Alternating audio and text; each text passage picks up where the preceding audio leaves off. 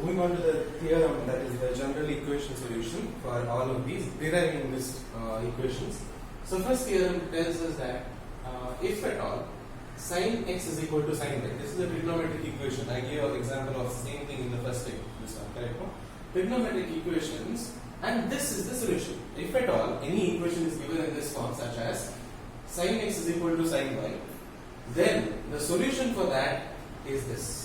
Is what they are telling according to the theorem. According to the theorem, the value of x, or the solution, different solution for x, is n pi plus minus 1 to the power of n into y. You will understand what is this meaning later. Never forget to mention that n belongs to integers. Never forget to mention that. Always mention this, no matter even if it is silliest thing or any step wherever it is there. N belongs to integer z. Okay, that is what you need to mention it in every particular step of this equation, this formula.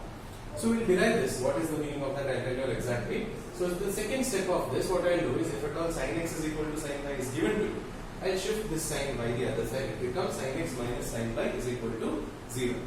Okay. Now, do you all know formula for this? Formula sin c minus sin d. That is what I have given you. Sin c minus sin d, or sin x minus sin y, I think. That will be 2 cos x plus y by 2. That is this plus this, sin c plus d by 2. X plus y by 2. Then again sin x minus y by 2. Correct or not? Yes, sin c minus sin d is 2 sin c plus 2 cos c plus d by 2, and sin c minus d by 2. This is equal to 0. So now 2 multiples are equal to 0. Like there are 3 multiples actually. One is 2, this cos, then this one.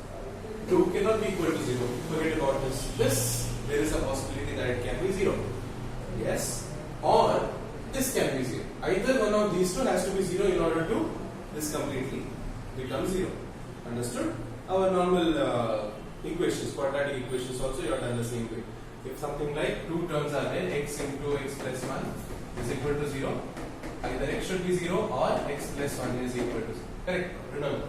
That basic. That only I will apply in this one. Either this thing is equal to 0 or this thing is equal to 0. Fine. So now, what are, just now we found out, if at all, cos of something is equal to 0. I can write that as cos of whatever that value is, something 0. We have found out that the general solution previously noted that this value is odd multiple of pi by 2. Previous note I told you. Cos of x is equal to 0. Then x can be odd multiple of pi by 2. But this here it is, in the place of x you have x plus y by 2. That is odd multiple of pi by 2. 2 and 2 cancels. Then x plus y is equal to 2n pi, 2n plus pi. That much means. Shift the y the other side. It becomes x is equal to, because our intention is to find the value for x. So I am shifting the y the other side. So it will become 2n plus 1 into pi minus y. Okay? Keep this in. Then this side will come to. This is sin something is equal to 0. In the previous note we have n into pi. Correct? No? So which means this thing is equal to n into pi. Cross multiply. Equal to 2n pi. Then shift the y the other side. It becomes 2n pi plus y. Correct or not? This much means.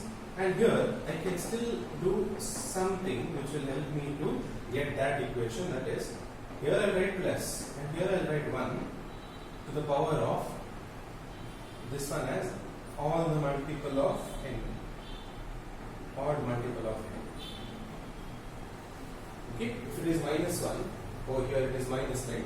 So if I will write it as 2n plus 1. Odd multiple of minus 1 into n. Understood? So just I am writing this minus 1, so this minus as minus 1 to the power of odd multiple. If it is even, it would become minus of minus plus. Okay? Just writing it in this form. Then after that, over here I will do it in this way. That is, here also writing the same thing. Plus minus 1 to the power of even multiple. Because I need this to be plus itself all the time. I need this to be minus itself all the time. Something with minus 1 to the raised to the power odd multiple is always minus. Correct, no?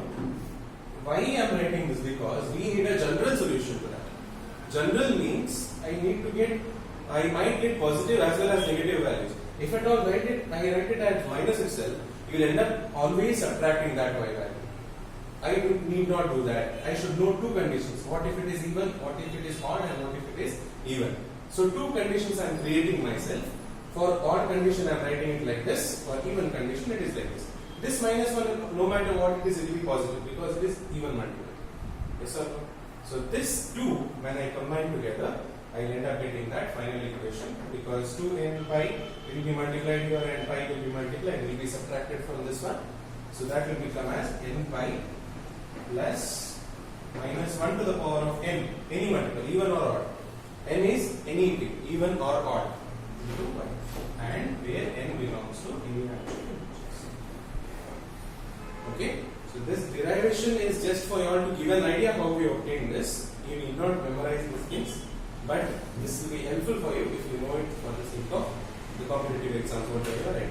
Okay, this will be helpful, and to remember this as well. To a certain extent, you can remember this using these derivation. So when these two I can combine and write it as n pi plus minus 1 to the power of n into pi. Clear? So this is the final basic equation for sine, solution for sine. Next, let me move on to cos.